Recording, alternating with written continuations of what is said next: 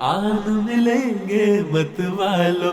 ये हमारी 10,000 रोटी per hour हम बनाते हैं और 1,20,000 तक रोटी हम 12 घंटे में बना लेते हैं।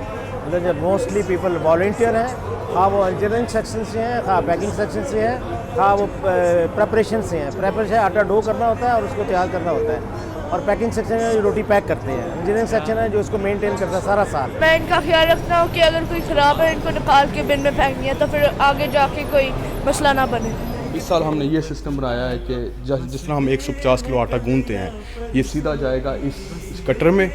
ये कटर ऑटोमेटिकली 10-10 किलो के पीस काट के इस सीधा कन्वेयर बेल्ट पे भेज देगा। ये कन्वेयर बेल्ट तकरीबन राइज हो रही है 5.5 मीटर।